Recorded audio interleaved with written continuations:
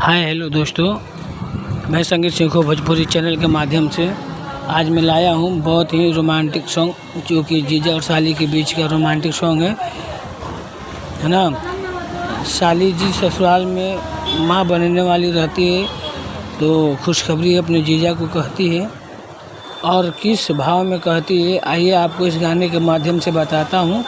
गाने का टाइटल है खिलौना ले ले यह जीजा नया समाचार बा।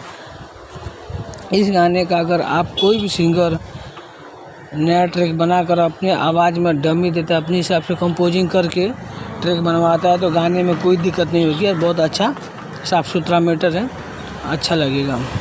कमेंट करना ना भूलिएगा, कमेंट करके ज़रूर बताइएगा कि गाना कैसा। कमेंट करने से हमको और हमारे चैनल को सपोर्ट मिलेगा, जिसे आगे भी अच्छे वीडियो और गाने अपलोड करते रहूँगा।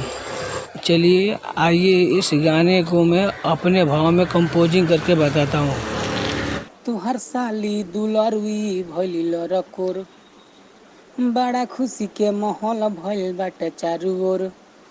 तुहर साली दुलरुई भइली लरकोर, बड़ा खुशी के माहौल भइल बाटे चारू ओर। माई के दिहल खत्म भइल घरवा में आचार बा।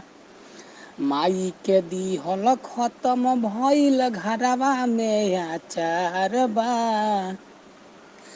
खिलौना ले ले ये जीजा जीजा जीजा, खिलौना ले ले ये जीजा नया समाचार बा।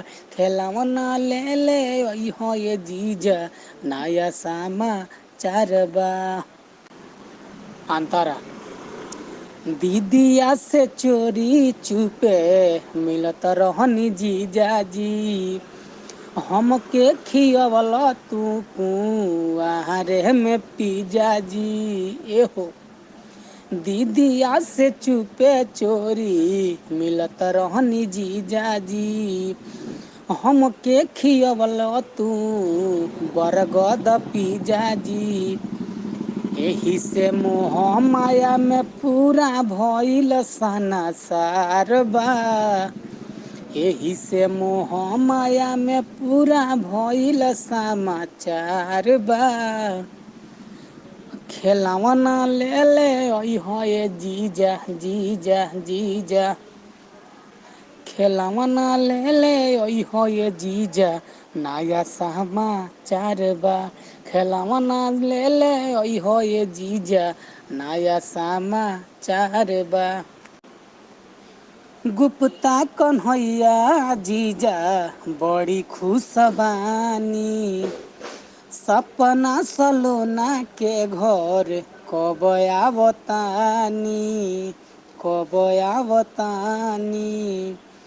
गुप्ता कन्हैया जीजा बड़ी खुश बानी, सपना सलोना के घर कब आवतानी। हरी के सपटी दरवा देखी के भइल लाचार बा। हरी के सपटी दरवा देखी के भइल लाचार बा। खिलौना ले ले ये जीजा जीजा जीजा, खिलौना ले ले ये जीजा नया समाचार बा। खिलौना ले ले ये जीजा नया समाचार बा। अगर आपको मेरा गाना थोड़ा सा भी अच्छा लगे तो प्लीज़ सब्सक्राइब का लाल बटन दबाकर सब्सक्राइब कर दीजिएगा, बेल आइकन दबाना न भूलिएगा, ताकि मेरा अगला वीडियो का नोटिफिकेशन सबसे पहले आपके पास मिले। और लाइक करके दोस्तों में शेयर कर दीजिएगा। धन्यवाद, थैंक यू।